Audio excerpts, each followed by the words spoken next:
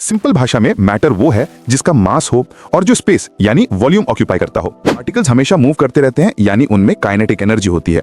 जब हम टेम्परेचर बढ़ाते हैं तो पार्टिकल्स की स्पीड और उनकी काइनेटिक एनर्जी भी बढ़ जाती है।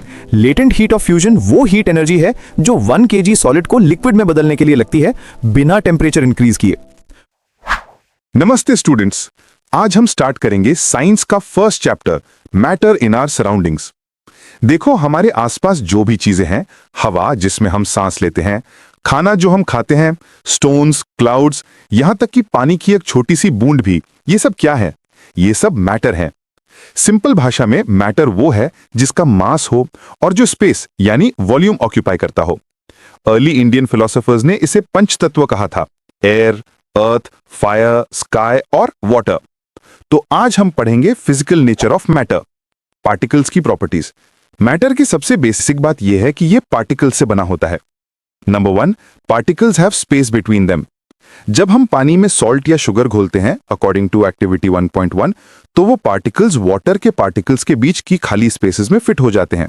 इसी तरह से चाय और नींबू पानी बनते हैं। इससे पता चलता है कि मैटर के पार्टिकल्स के बीच में इनफ स्पेस होता है। Number 2, particles are very small. Particles इतने छोटे होते हैं कि हम इमेजिन भी नहीं कर सकते। अगर हम पोटेशियम परमैंगनेट के सिर्फ थोड़े से क्रिस्टल्स को बार बार डाइल्यूट करते जाएं, अकॉर्डिंग टू एक्टिविटी 1.2, तब भी कलर विजिबल रहता है। ये एक्सपेरिमेंट दिखाता है कि एक क्रिस्टल में मिलियंस ऑफ टाइनी पार्टिकल्स होते हैं जो कंटिन्यू डिवाइड होते रहते हैं। Number 3, particles are continuously moving. Particles हमेशा मूव करते रहते हैं यानी उनमें काइनेटिक एनर्जी होती है। जब हम टेम्परेचर बढ़ाते हैं तो पार्टिकल्स की स्पीड और उनकी काइनेटिक एनर्जी भी बढ़ जाती है। Number 4, particles attract each other. Matter के पार्टिकल्स एक दूसरे को अट्रैक्ट करते हैं और ये फोर्स उन्हें साथ रखता है। ये फोर्स सॉलिड, लिक्विड और गैस में अलग अलग होता है। एक आयरन नेल को तोड़ना मुश्किल है, मैक्सिमम फोर्स। वाटर की सरफेस को फिंगर से कट करना मुश्किल है। मैटर 3 स्टेट्स में मिलता है: सॉलिड, लिक्विड और गैस। प्रॉपर्टी: सॉलिड जैसे कि पेन और आयरन, डेफिनेट शेप होती है और फिक्स्ड वॉल्यूम होता है। लिक्विड जैसे कि पानी या दूध, नो फिक्स्ड शेप लेकिन फिक्स्ड वॉल्यूम होता है। गैस जैसे कि हवा या एलपीजी, नो फिक्स्ड शेप और no fixed volume. Compressibility: solids में नेग्लिजिबल कॉम्प्रेसिबिलिटी है, लिक्विड्स में लो कॉम्प्रेसिबिलिटी होती है लेकिन सॉलिड से ज्यादा। गैसेस में हाई कॉम्प्रेसिबिलिटी होती है। रिजिडिटी और फ्लूइडिटी: सॉलिड्स रिजिड होते हैं, लिक्विड्स फ्लूइड होते हैं यानी फ्लो कर सकते हैं। गैसेस भी फ्लूइड होते हैं यानी फ्लो कर सकते हैं। पार्टिकल स्पेसिंग: सॉलिड्स में मिनिमम स्पेस होती है, लिक्विड्स में इंटरमीडिएट स्पेस होती है, गैसेस में मैक्सिमम स्पेस होती है। अट्रैक्शन फोर्स: सॉलिड्स में मैक्सिमम अट्रैक्शन फोर्स होता है, लिक्विड्स में इंटरमीडिएट अट्रैक्शन फोर्स होता है, गैसेस में मिनिमम अट्रैक्शन फोर्स होता है। गैसेस की हाई कॉम्प्रेसिबिलिटी की वजह से उन्हें इजीली छोटे सिलेंडर्स में कॉम्प्रेस करके ट्रांसपोर्ट किया जा सकता है, जैसे कि एलपीजी और सीएनजी।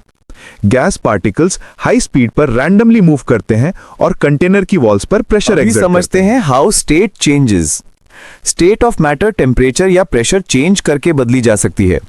मेल्टिंग पॉइंट या फ्यूजन: मिनिमम टेम्परेचर जिस पर सॉलिड लिक्विड में बदलता है। लेटेंट हीट ऑफ फ्यूजन वो हीट एनर्जी है जो 1 kg सॉलिड को लिक्विड में बदलने के लिए लगती है बिना टेम्परेचर इंक्रीज किए। बॉइलिंग पॉइंट या वेपराइजेशन: वो टेम्परेचर जिस पर लिक्विड गैस में बदलता है। लेटेंट हीट ऑफ वेपराइजेशन वो एक्स्ट्रा हीट एनर्जी है जो 1 kg लिक्विड को गैस में बदलती है। इसी एक्स्ट्रा एनर्जी की वजह से स्टीम बॉइलिंग वाटर से ज्यादा severe Burns. Change of state: अब आते हैं चेंज ऑफ स्टेट में। चेंज ऑफ स्टेट एक फिजिकल चेंज होता है मैटर में। यह रिवर्सिबल होता है और इसमें मैटर की केमिकल कॉम्पोजिशन में कोई चेंज नहीं होता। कॉमन चेंजेस ऑफ स्टेट में आते हैं melting, freezing, sublimation, deposition, condensation और वेपराइजेशन। सॉलिड का डायरेक्ट गैस में बदलना, जैसे नैप्थलीन बॉल्स जो बिना लिक्विड बने गायब हो जाती हैं। इवेपोरेशन और कूलिंग: इवेपोरेशन वो प्रोसेस है जिसमें लिक्विड उसके बॉइलिंग पॉइंट से नीचे किसी भी टेम्परेचर पर वेपर में चेंज हो जाता है। ये एक सरफेस फिनोमिनन है। इवेपोरेशन का रेट किन चीजों पर डिपेंड करता है? चलो सिंपल तरीके से समझते हैं। एक, सरफेस एरिया बढ़ने पर। इवेपोरेशन एक सरफेस फिनोमिनन है, मतलब जितना ज्यादा सरफेस एरिया होगा उतनी फास्ट इवेपोरेशन होगी। जैसे कपड़े सुखाते वक्त हम उन्हें फैला देते हैं ताकि ज्यादा एरिया एक्सपोज हो। दो, टेम्परेचर बढ़ने पर। जब टेम्परेचर बढ़ता है पार्टिकल्स को ज्यादा एनर्जी मिलती है और वो इजीली वेपर स्टेट में चले जाते हैं। इससे इवेपोरेशन तेज होती है। तीन, ह्यूमिडिटी कम होने पर।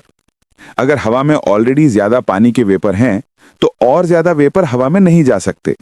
इससे इवेपोरेशन स्लो हो जाती है। इसीलिए ह्यूमिडिटी कम होगी तो इवेपोरेशन ज्यादा होगी। चार, विंड स्पीड बढ़ने पर। तेज हवा पानी के वेपर को दूर ले जाती है, जिससे सराउंडिंग में वेपर कम हो जाता है और इवेपोरेशन फास्ट हो जाती है। इसीलिए कपड़े तेज हवा में जल्दी सूख जाते हैं। तो सिंपल वर्ड्स में, इवेपोरेशन बढ़ता है जब सरफेस एरिया, टेम्परेचर और विंड स्पीड बढ़े और ह्यूमिडिटी कम हो। इवेपोरेशन से कूलिंग होती है। लिक्विड पार्टिकल्स इवेपोरेट होने के लिए सराउंडिंग से एनर्जी अब्सॉर्ब करते हैं, जिससे सराउंडिंग कोल्ड हो जाता है। इसी प्रिंसिपल पर डेजर्ट कूलर काम करता है और इसीलिए हम गर्मियों में कॉटन क्लोथ्स पहनते हैं, क्योंकि वो स्वेट अब्सॉर्ब करके उसे इवेपोरेट होने में हेल्प करते हैं। ऑल राइट स्टूडेंट्स, तो ये था हमारा complete chapter matter in our surroundings. आज हमने देखा कि मैटर क्या होता है, कैसे हर एक चीज पार्टिकल्स से बनी होती है और इन पार्टिकल्स का बिहेवियर टेम्परेचर और प्रेशर से कैसे चेंज होता है। हमने 3 states of matter, solid, liquid, gas को डिटेल में समझा और सब्लिमेशन, इवेपोरेशन जैसे इंपॉर्टेंट प्रोसेसेस को भी डीकोड किया। सो मिलते हैं नेक्स्ट चैप्टर में। Till then bye and please like, share and subscribe. और अगर कोई क्वेरी हो तो प्लीज कमेंट।